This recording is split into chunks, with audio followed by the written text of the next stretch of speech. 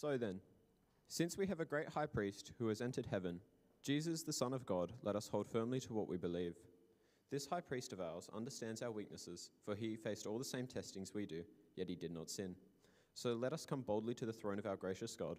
There we will receive his mercy, and we will find grace to help us when we need it most. Every high priest is a man chosen to represent other people in their dealings with God. He presents their sacrifices to God and offers sacrifices for their sins. He is able to deal gently with ignorant and wayward people because he himself is subject to the same weaknesses. That is why he must offer sacrifices for his own sins as well as theirs. And no one can become a high priest simply because he wants such an honor. He must be called by God for this work, just as Aaron was. That is why Christ did not honor himself by assuming he could become high priest. No, he was chosen by God, who said to him, "You are my son, today I have become your father." And in another passage, God said to him, "You are a priest forever in the order of Melchizedek." While Jesus was here on earth, he offered prayers and pleadings with a loud cry and tears to the one who could rescue him from death. And God heard his prayers because of his deep reverence for God. Even though Jesus was God's son, he learned obedience from the things he suffered. In this way, God qualified him as a perfect high priest, and he became the source for eternal salvation of all those who obey him. And God designated him to be a high priest in the order of Melchizedek.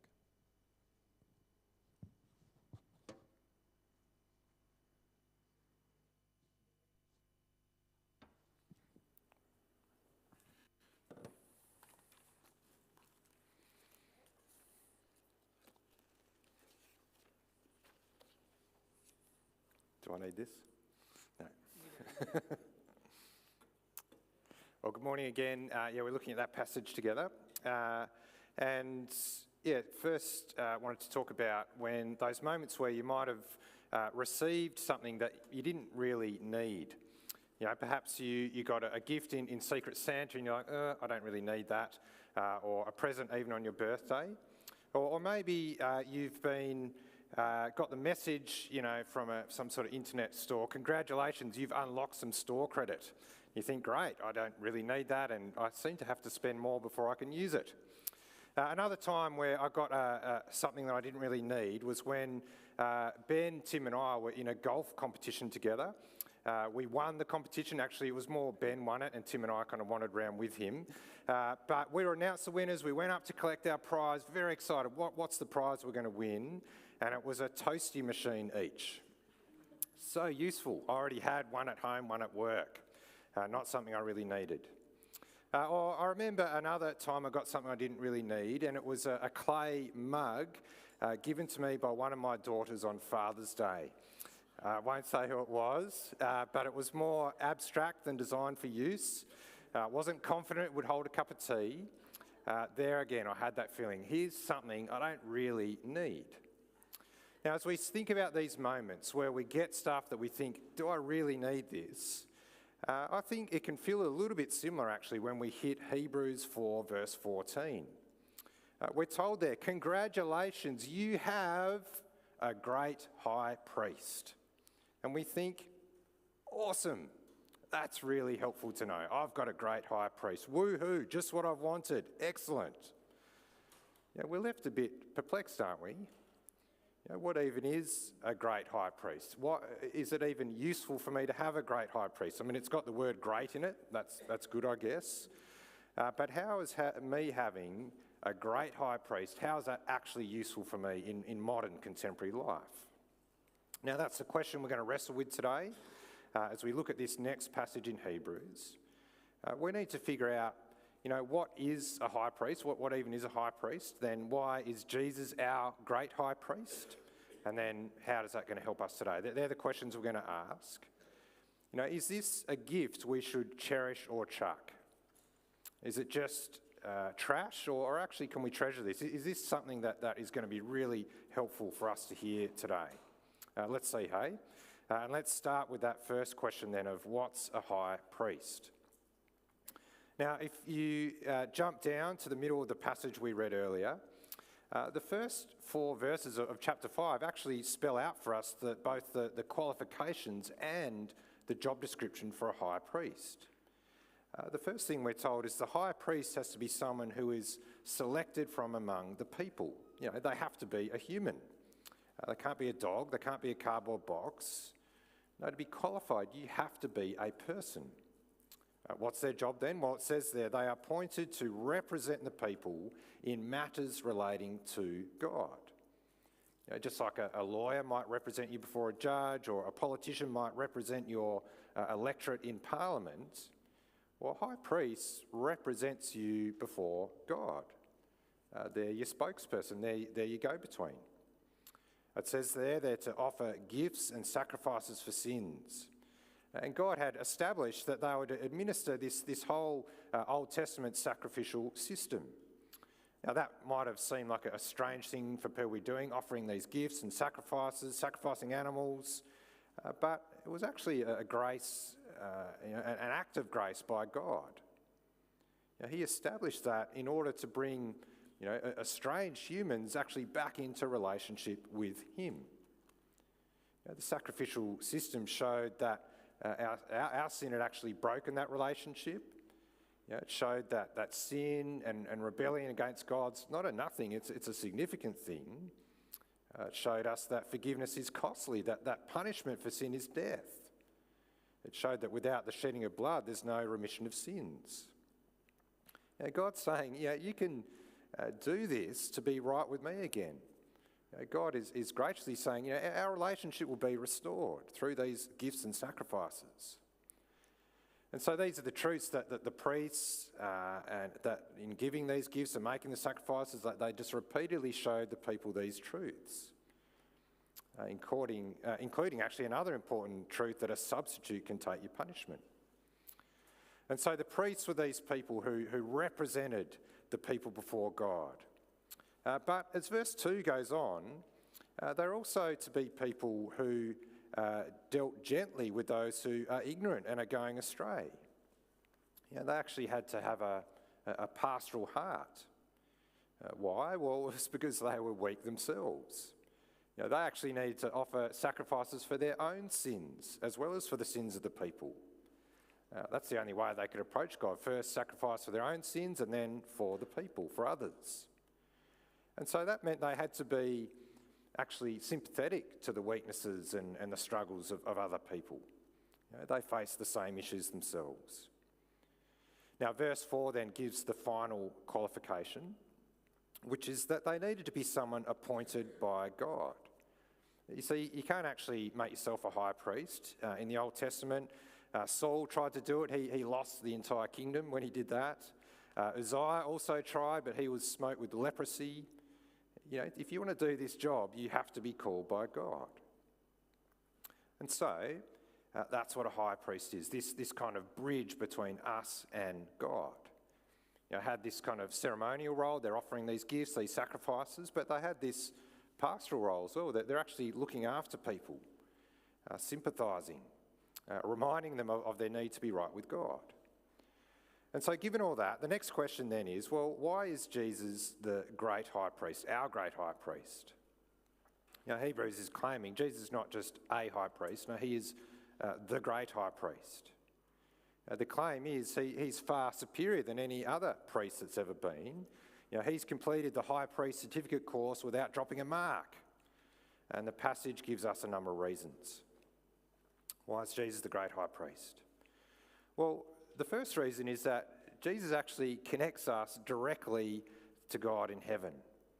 The Old Testament priests, they ministered in the tabernacle. They could only once a year go into the Holy of Holies. Only once a year could they enter God's presence there. Whereas Jesus, well, he's ascended into heaven. He's in the heavenly tabernacle, the throne room. He's now and forevermore representing us right there. That means when we pray, it can be more than once a year. That's pretty good. It's not going across some great gulf. We're not trying to kind of catch the attention of someone who's kind of got no concern for us. Our representative is right there in the throne room with God. Now, the second reason why he's great is because, like the priests were supposed to do, he's able to empathise with our weaknesses. He was human in nature, just like us. He was one who had been tempted in every way, just as we are. He fulfills that qualification. But, unlike the other high priests, it says there, Jesus, yet he did not sin. This is important, isn't it? We needed a high priest who was a human being, one of us. We needed someone who wasn't out of touch with our own reality, someone who has been through it all, the weaknesses, the testing, the temptations, everything we go through, all except sin. Imagine if you're someone who's struggling with a particular temptation. Perhaps you've got an addiction and you keep getting tempted to go back to it all the time. Now, for support, you could go to someone who faces the same issue as you, and like you, kind of keeps giving in to that temptation. You would receive some empathy from them. Yeah, I know what that's like, mate. Yeah, I go through that, and yeah, I give in to that all the time as well. But how much better would it be to go to someone who's experienced that temptation but has remained strong? Someone who doesn't give in, someone who can strengthen you to be different. Now, you might think, well, no, but Jesus doesn't know my particular struggles. He wasn't tempted to scroll social media. He was a man. He didn't know what it's like to be a woman. He doesn't know the unique stuff we face. He doesn't know experience chronic illness. He didn't have to retire from his job at some point. He wasn't made redundant. But that's not the point, isn't it? Jesus experienced actually at the root what all these weaknesses and struggles and temptations that we face. He gets that. He did experience things that could have caused him to doubt and despair and disobey. He did have moments where he could have just been loveless to others, selfish to his own desires. Jesus committed no sin despite actually being constantly exposed to sin, its sinister attractions, its subtle suggestions. Jesus actually stayed obedient right to the end. It's a bit like you're planning to try and climb a big mountain, say Federation Peak in the state's southwest. You've never been, you know you need someone actually to come along with you and be your guide, be your lead. You need a helper to get you to the top. Are you going to pick the person who says, yeah, I've done that walk heaps of times, but I never actually got to the top. I've failed every time. I always have to turn back. Or are you going to go with a person who has summited successfully? They've even done it in the middle of winter in horrendous conditions on their own. That's who you choose. Likewise, we need a high priest who gets us, gets what it's like to be us, but didn't fail like us. Now, if we skip to verse 7, I think there's a really striking example of this. This is one of the things where this week this really jumped out at me. Verse 7, during the days of Jesus' life on earth, he offered up prayers and petitions with fervent cries and tears to the one who could save him from death. What are these prayers? They're the prayers in the Garden of Gethsemane, aren't they? With blood and sweat and tears, he cried out, Father, if you are willing, take this cup away from me. Yet not my will, but yours, he said, didn't he? Yours be done. Jesus prayed there that he wouldn't have to take the cup of God's wrath. Verse 7 in Hebrews continues saying, he was heard. Those prayers were heard, but they weren't answered. His request wasn't granted. The cup wasn't taken away. God's will was done at that point. And so what does that mean? Well, it means he can empathise with us when our prayers aren't granted. He even knows what that is like. We're saying Jesus is the high priest who knows what it's like to be like us. Well, he even knows what it's like to not have prayers answered. He was still obedient. He was still willing. He said, yet not my will, but yours be done. For many of us, not having our prayers answered, that's a real struggle, isn't it? It's a real test for our faith. It causes us real temptation, a real moment that we think we might throw in the towel. But Jesus knows what that's like. He can empathise with us. He's your great high priest who can walk with you through that. Now, I've spent a lot of time on that second reason, why Jesus is our great high priest. There's two other reasons, though.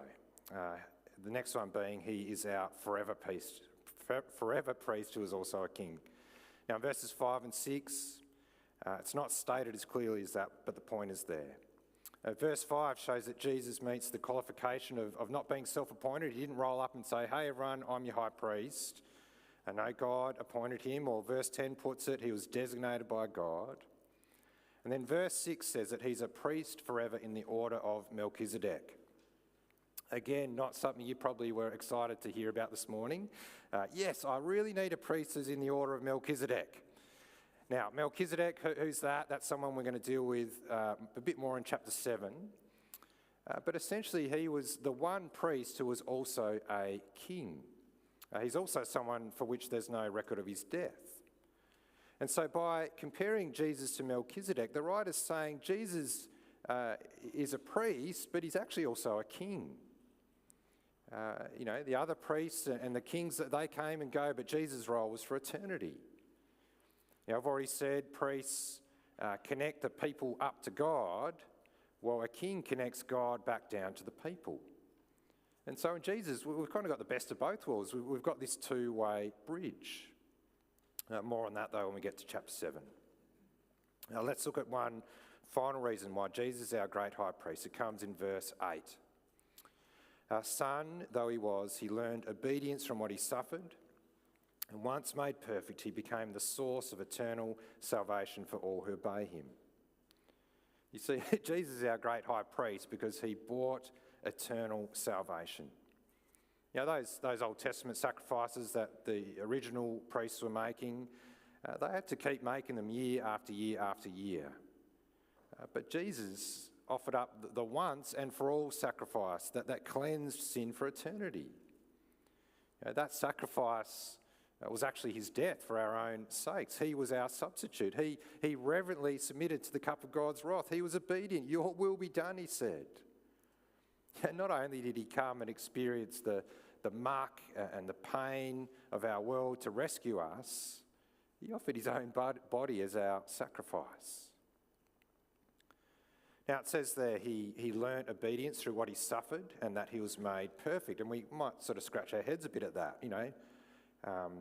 It can't be that Jesus wasn't perfect before this.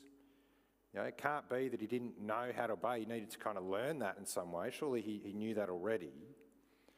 But I think the phrase he learnt obedience means that he moved from untested obedience into suffering, and then through that suffering into tested and proven obedience. Now, if you think about it, if you're actually good enough, you can learn a new task without failing. You can go and do that task and get it first time. And this new task that Jesus had to learn every hour, especially towards the end of his life, was, can I endure this suffering that I've never experienced before? Can I endure this suffering and still perfectly obey God? You know, can I learn this as I do it? Can I perfectly, without failing, without falling into unbelief? And the answer of Hebrews is, yep, he did, 100%.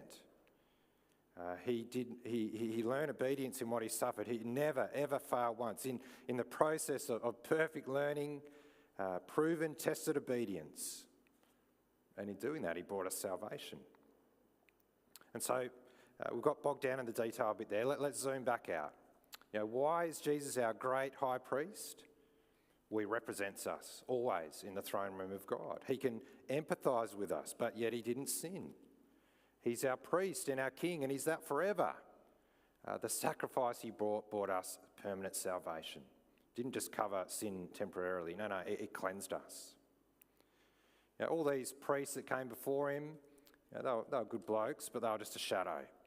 You know, they were just a symbol of what Jesus would completely and fully do for us as our priest. So I've kind of rushed through that, but given all this, let's get to why it matters today. You know, how on earth does this help you today? Why is this the toasty machine that you actually need today? Well, hopefully you've already been getting a bit of a sense as we've gone along. Let's pick up two more verses to ram it home. Verse 14 says, Therefore, since we have a great high priest who has ascended into heaven, Jesus the Son of God, let us hold firmly to the faith we profess. You see, actually, I hope as we've kind of run through the detail of Jesus as our great high priest, I hope it actually helps you to just keep going in your belief of him. You know, it helps us to keep going in the Christian life despite the trials and temptations we might be facing. You know, especially because we know that he gets us, he understands our situation. He's entered into our mess in order to save us. You know, we don't have to have faith in our own abilities. We don't have to kind of represent ourselves before God, because Jesus is our faithful representative. He's the go-between, the bridge between us and God. You know, all we need now is just faith in Jesus. As we approach Jesus, he doesn't see our sin and our stains.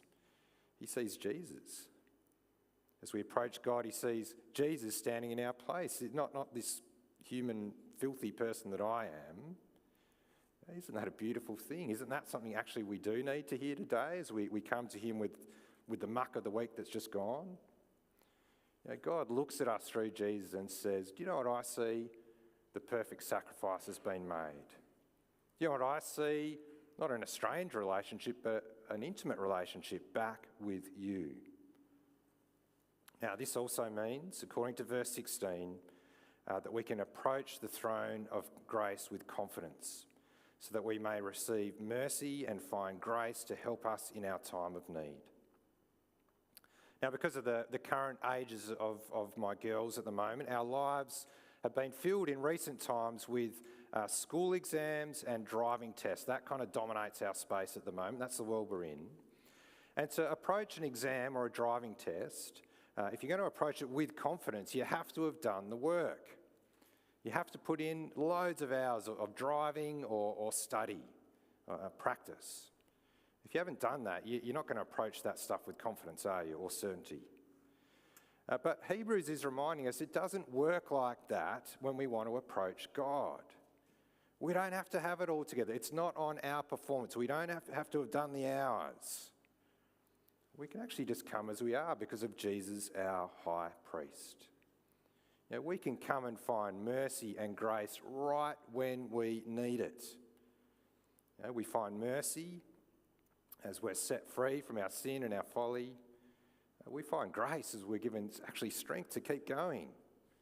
You know, mercy is God, not giving us what we deserve. Grace is him giving us what we don't deserve. And so the call is for us to go to God. The call is head towards him. Accept what he gives. Take the mercy. Accept the grace.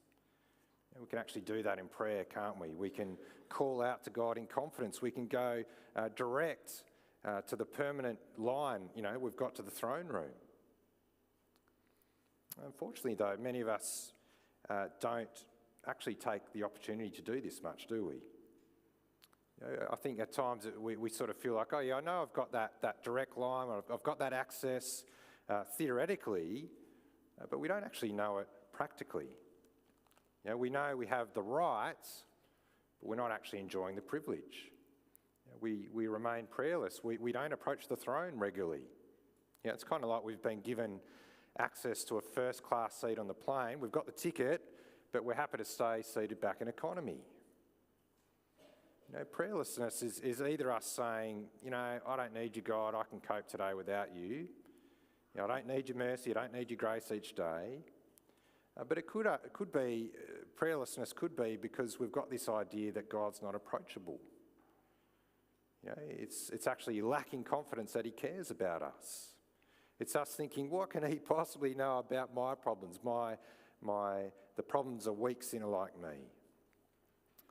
Well, friends, hopefully today you can see we do not need to do that. We can approach the throne of grace today with confidence.